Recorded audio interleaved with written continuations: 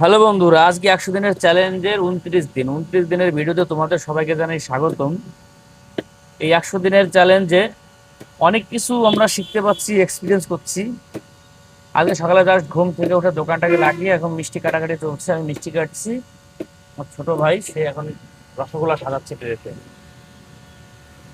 এখন 100 দিনের চ্যালেঞ্জ নেওয়ার পর একটা জিনিস বুঝতে পারছি যে সকালবেলা ঘুম থেকে উঠে যদি তোমাদেরকে ভিডিও দিতে না পারি তখন মাথার ভিতরে কোনো কেমন মনে হয় যে কি যেন মিস হয়ে যাচ্ছে, কি জন্য এখনো হয়নি, কি জন্য বাকি রয়ে গেল, মানে একটা অভ্যাসে পরিণত হয়ে যায়।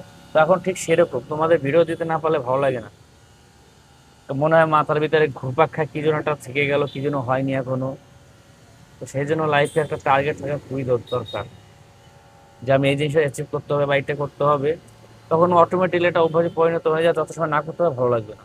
প্রথমে মনে হয় অনেক কিছু এটা না ওটা, লাস্টে যখন করতে করা চালু করে দেবে প্রথম প্রবলেম মনে হবে, কারণ এই প্রবলেমে তোমার আনন্দ চালু হয়ে যাবে। এখন সেই আনন্দটা আমাদের আসতেছে। গাইস, তোমরা কে কোথা থেকে ভিডিওটা দেখছো অবশ্যই কমেন্ট করে জানাও। আজকের ভিডিওতে কোনো আপডেট নাই, শুধু এই কাজ করা এটাই দেখাচ্ছি। আর আমার ভাই কিছু বলছে না, ভাই শুধু তাকাচ্ছে কাজ করছে। হ্যালো বিজন ভাইডু, কিছুই বলবে না, ও কাজে ব্যস্ত।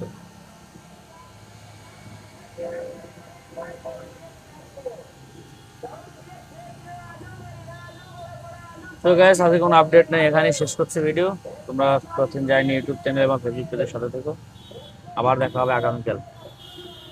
তোমার সুস্থ থেকো, ভালো থেকো।